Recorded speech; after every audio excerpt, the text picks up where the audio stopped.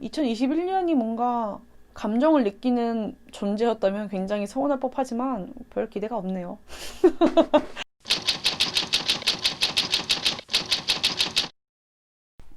시원한 바람이 불어오면 김선성 안녕. 안녕하세요. 이렇게 뭔가 카메라를 두고 이야기를 하는 것 자체가 너무 오랜만이라서 늘상 보는 나의 카메라인데도 어색하네요. 다들 어떻게 지내고 계신가요? 일단 2020년은 뭐 말할 것도 없고 뭐 들을 것도 없고 피차 일반 쌤쌤 뭐 그건 그렇게 넘어가고 이제 2021년이고 사실 원래 하루하루 시간 지나가는 건 똑같고 12월이나 1월이나 인간이 인위적으로 정해놓은 첫 번째와 마지막일 뿐 자연에서는 그것마저도 그냥 지나가는 시간의 일부인데도 불구하고 엄청난 많은 의미를 두게 되죠.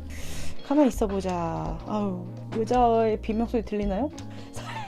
뭐 다이어트 하고 있으니까 괜찮겠지. 2021년 여러분들은 뭐 새해 다짐이나 아니면 쇼핑 좀 하셨습니까?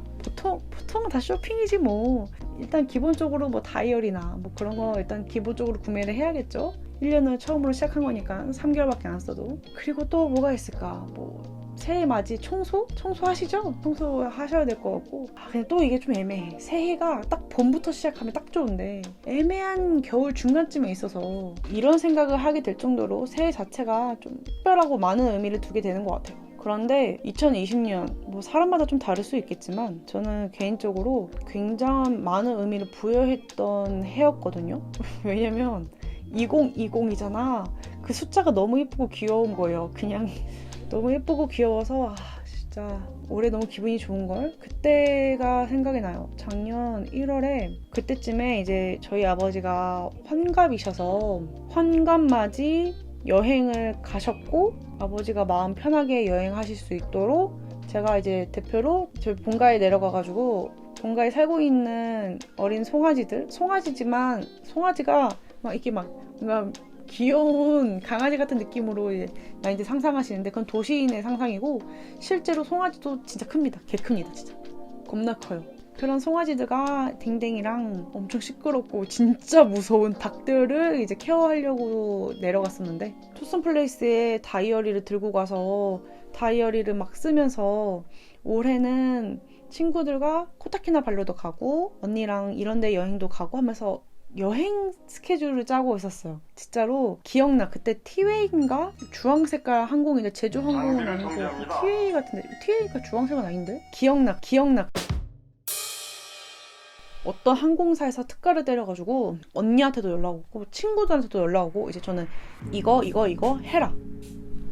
근데 제가 진짜 그 항공과 티켓을 그런 뭔가 특가로 구매를 해본 적이 한 번도 없거든요. 그래서 손이 막 바들바들 떨리는 거예요. 막 어떡하지? 근데 이게 가격 차이가 진짜 심하니까 이 항공권을 좀 더 아끼면 뭔가 호텔이나 리조트를 좀 더 좋은 거를 잡을 수 있고 좀 더 뭐 사치품으로 더 좋은 캐리어를 산다거나 어쨌든 간에 그럴 수 있으니까 바들바들 떨면서 항공권을 예약을 했는데 된 거예요. 제 친구가 저희 언니가 오히려 괜히 내가 접속해서 언니와 친구의 앞길을 방해하냐니까 그들의 트래픽을 내가 초과시켜버린 게 아닐까. 어쨌든 그렇게 성공을 해서 막 기분 좋게 예매하고 두근두근 하면서 이 날짜만 기다리고 있었는데 이제 코로나가 심각해지면서 다 취소.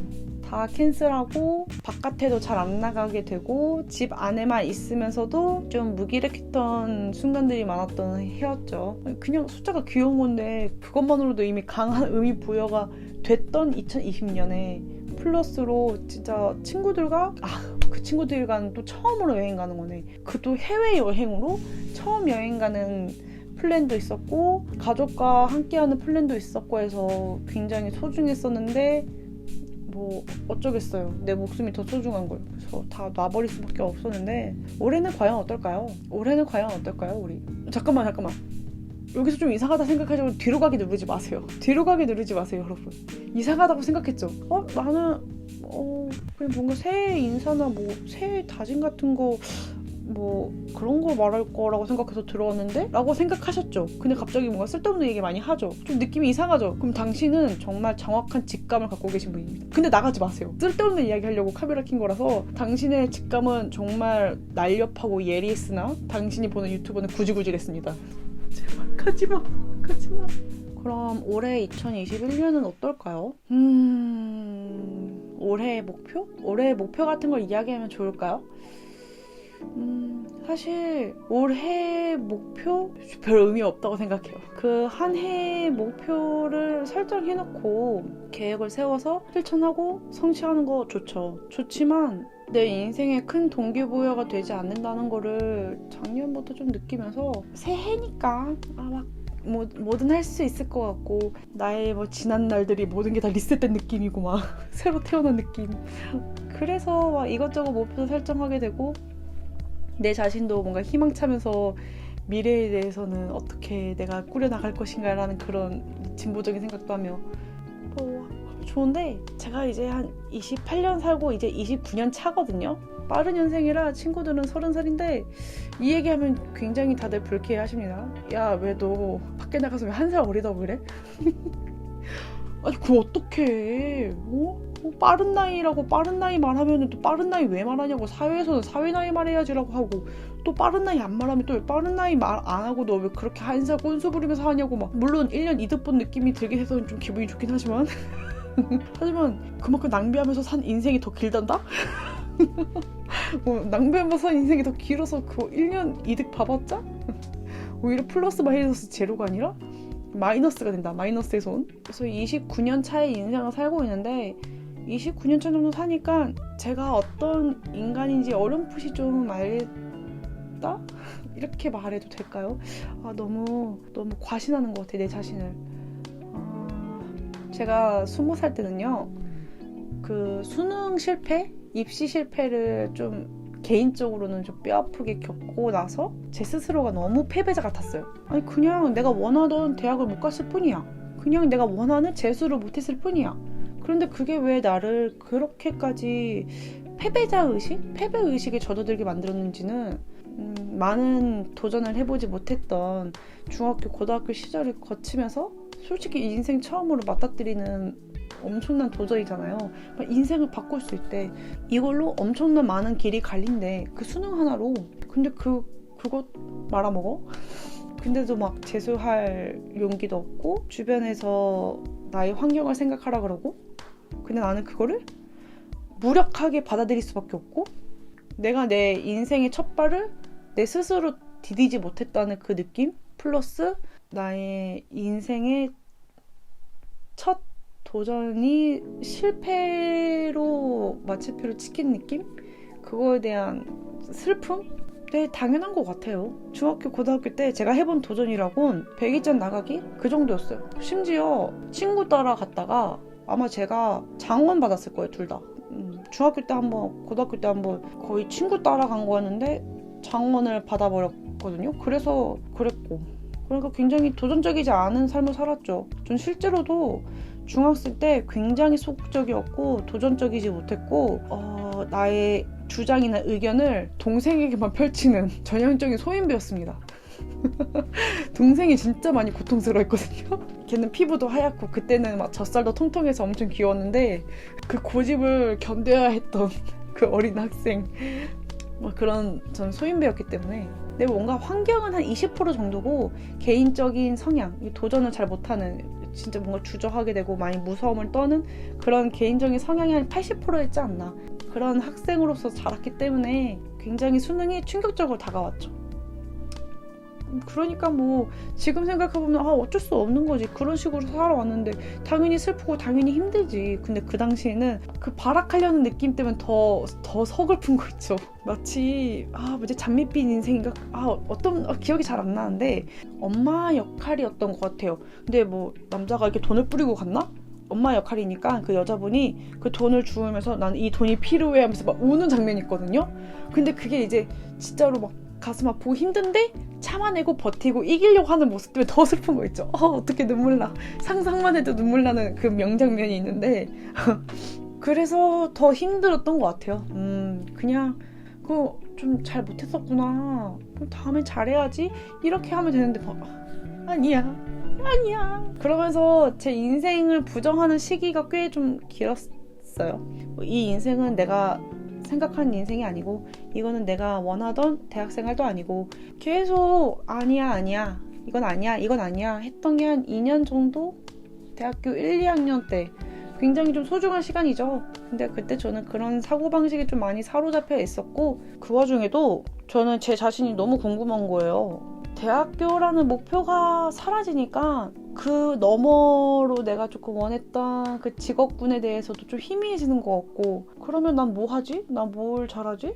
뭘 해야 뭘 할 수 있지? 그거에 대한 고민이 굉장히 또 깊었죠. 이게 모순적이라고 느끼실 수 있지만 정말 하나의 흐름이에요. 내 인생을 부정하면서 나라는 사람을 점점 모르게 되니까 나라는 사람을 또 알기 위해서 고민을 하고, 그래서 그때 제가 했던 방법은 A4 용지 하나를 꺼내서 이제 대학생이 되면은 필통이 없어요.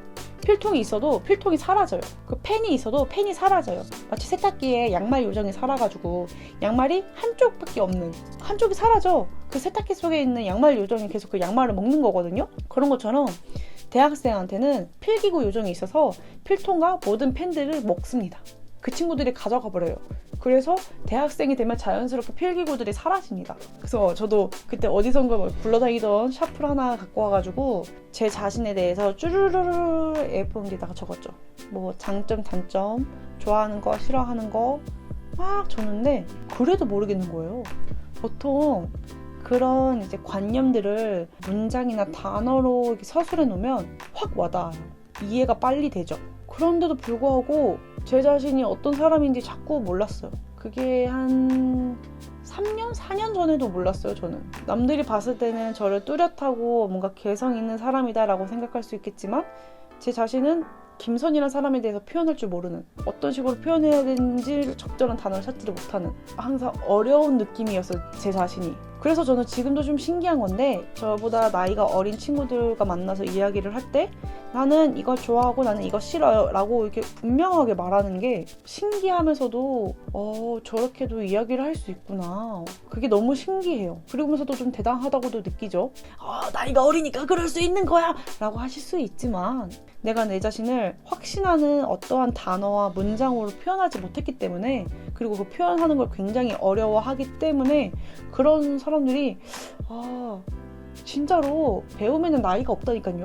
이게 물론 이렇게 쓰는 건 아니지. 만학도들 50대, 60대가 되셔도 이제 공부하러 대학교로 다시 들어간다거나 이런 분들에게 쓰는 말이지만, 진짜 나이가 어리든 나이가 많든 나이와 상관없이 누구에게나 진짜 배울 건 있어요. 정말 신기한 거예요.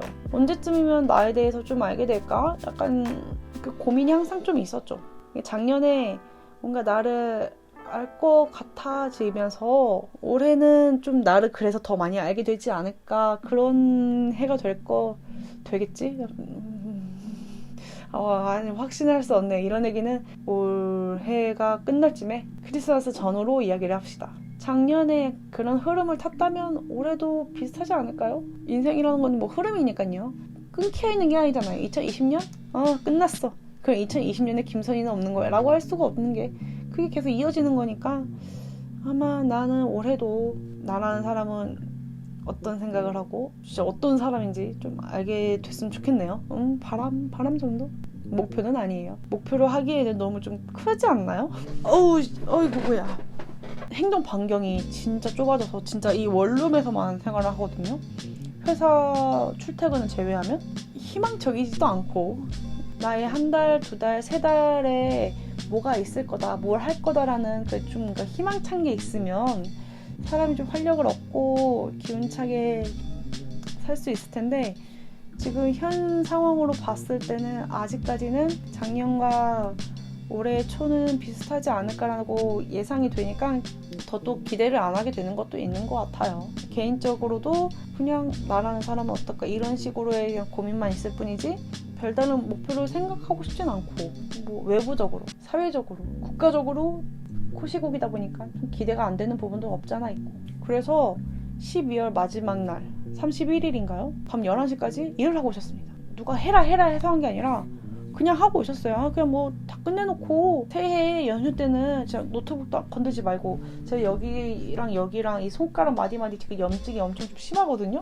그냥 좀 쉬자. 항상 일을 하고 있었는데 카톡이 오는 거예요. 그래서 뭐지 하고 봤는데 새해 복 많이 받아? 해피 뉴 이어? 뭐야? 하고 시간을 보니까 제 종소리가 울리기 1시간 전이었다 라는 소름 끼치는 이야기. 일 마무리하고 나서도 사실 새네? 두근두근 하면서 막 뭔가 TV를 킨다거나 뭐 하지 않고 그냥 누워있었어요. 그 정도로 올해 2021년이 뭔가 감정을 느끼는 존재였다면 굉장히 서운할 법하지만 별 기대가 없네요. 나만 그러나? 2021년이라는 이 한 해에 대한 기대감이 별로 없는 거지 나라는 인간에 대한 기대감은 굉장히 높다. 매년 좀 재밌는 스토리를 제 스스로가 만들어내고 있다고 생각을 하고 있기 때문에 제 스스로에게는 좀 기대가 많습니다. 여러분들은 어떠신가요? 여러분들 그 댓글에다가 올해 목표라든가 아니면은 목표가 아니어도 돼요. 저는 목표 지향적인 삶 좋지만 추천하지는 않아요. 사람마다 인생의 방향이 다른 것처럼 방향이 없어도 되잖아. 속도가 아니라 방향이 중요하다라고 하지만 속도도 없고 방향도 없고 그냥 서 있어도 되잖아. 남들한테 피해만 안 주면 되지. 내가 건강하면 됐고. 다양하게 사는 방법이 있는데 굳이 인생은 마라톤이다 이렇게 막 말할 필요는 없는 것 같아요. 근데 남한테 피해주지 않는 선에서 인간이라면 도덕성을 띠고 있는 인간이라면 당연한 게 아닌가. 그렇기 때문에 여러분들의 목표도 좋지만 목표가 아니어도 목표랑 바람은 좀 다르죠? 그랬으면 좋겠다, 희망 그런 게 있으면 댓글로 한번 적어주세요. 그게 은근히 누군가의 긍정적인 생각을 내가 들을 수 있다는 건 좀 기분 좋은 일인 것 같아요. 그리고 괜히 뭔가 그렇구나 하면서 좀 생각도 좀 넓어지기도 하고 재밌기도 하고 있다. 남 연애가 재밌듯이. 현재 코인 노래방을 못 가게 되면서 이 스트레스를 어떻게 풀어야 되는지 모르겠는 거예요. 그 코인 노래방 가서 눈치 안 보고 큰 소리를 낼 수 있다는 거.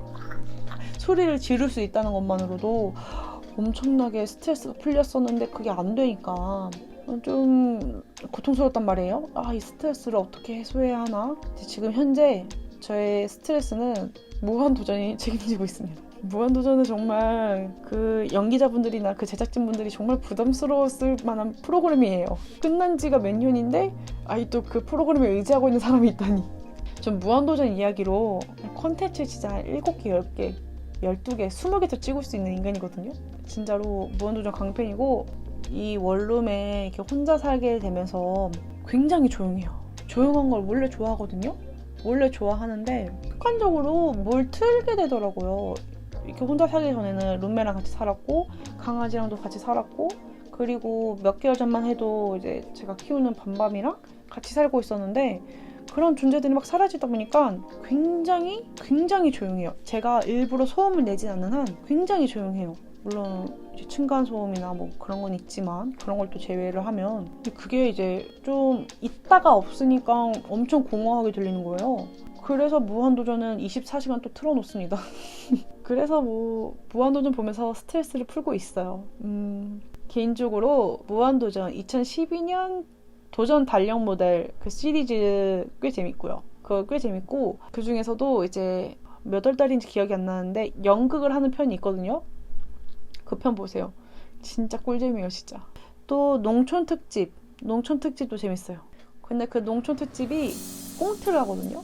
괜찮아요. 그 꽁트도 들어가 있고 또 형도나 이사 가자 아니야 형도나 놀자 이 편이 있거든요. 그 무한극장이라고 멤버들끼리 꽁트하는 게 있는데 그런 깨알 요소들이 들어있어요. 그 무한도전을 보실 때는 그 편 이름 있죠. 변호사 특집이라든가 농촌 특집이라든가 저는 이제 웨이브를 결제해서 무한도전을 보는데 그런 특집만 보고 이 특집은 그랬던 것 같은데 어렴풋이 기억나는 그 느낌 때문에 안 보신다면 후회합니다.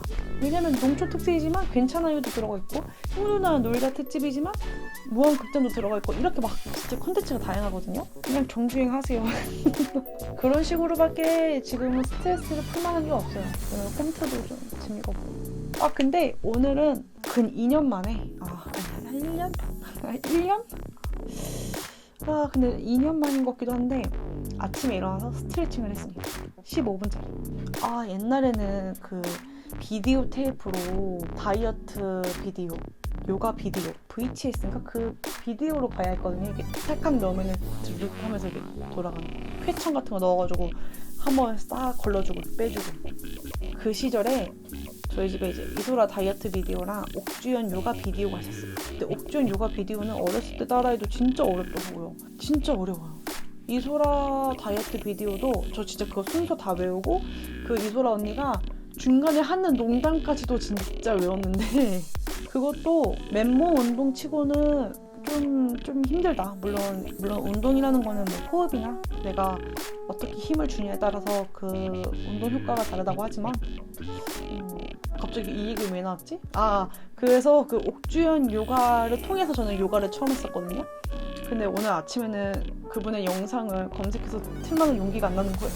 그게 진짜 어려웠는데 주연스 난 못해. 제 몸뚱어리는 초보자를 넘어서 진짜로 진짜 고대 이집트 미이라 수준으로 뻑뻑해졌기 때문에 초심자용으로 딱 골라가지고 아침에 했죠. 그냥 했어요. 이런 수다 영상 어떤가요? 저는 사실 이런 수다 영상도 굉장히 좋아하고 그 이야기의 흐름이 굉장히 무의식적으로 흘러가면서 근데도 나는 내 이야기를 해가지고 재밌고 말 많이 해서 재밌고 근데 상대방을 전혀 고려하지 않아도 되고 왜 인간이랑 마주보면서 이야기를 하면 그 상대방의 눈빛, 뭐 행동, 제스처 이런 걸 좀 신경 쓰면서 이야기를 해야지 티키타카가 되잖아요. 근데 카메라랑 이야기하면 이 카메라가 정말 냉소적이에요. 가식도 없고 정말 차가워 진짜. 그런데 이런 존재를 보면서 이야기를 하는 게 오히려 편해.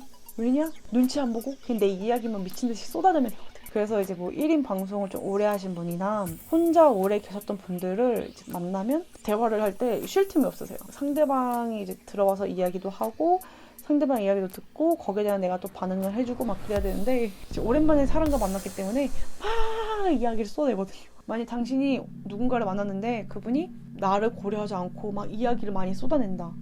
조심스럽게 물어보세요. 얼마 만에 사람을 만났죠? 당신은 혹시 최근 몇 개월 동안 혼자 계셨습니까? 이렇게 막 물어보세요. 아마 당신에게 호감도를 높일 수 있지 않을까. 물론 실생활에서 하면 안 되고요. 아이고 엉덩이가 뻐근하네요. 헤어집시다. 재수없죠. 왜냐면 오늘 자택근무를 하긴 했는데 그래도 이 의자에 계속 앉아서 계속 일을 했더니 아니야 누워서 영상을 찍어야겠어. 누워서 자택근무를 하는 날은 누워서 이렇게 영상을 찍어야겠어. 앉아서 찍으니까 일의 연장선 같은 느낌이 드네요. 지금 노트북도 켜져 있거든. 따다다다다다다. 자 여기까지 김선선의 수다 영상이었습니다. 오늘 수다 영상의 주제는 뭐였을까요? 나름 2021년, 2020년 뭐 그런 이야기를 주제로 삼아서 이야기를 하려고 했는데 저도 뭐 혼자 있고 스스로 일부러 고립시켜 놓은 상태예요. 제 자신을 바깥에 거의 안 나가고 자택근무하고 그래서 오랜만에 수다를 풀다 보니까 대체 뭐 이야기가 3,000%로 빠질 수도 있지만 즐겁게 봐주셨으면 감사합니다. 오랜만이네요 이 마무리 멘트. 요즘 브이로그는 좀 무차별적으로 막 그냥 시간 될 때마다 영상을 찍어버리기 때문에 이렇게 뭐 마무리 멘트라든가 오프닝 멘트라든가를 좀 못하고 있지만 오늘도 여러분들의 소중한 쉬는 시간이었길 바라면서 김선선은 이만 물러가겠습니다. 안녕.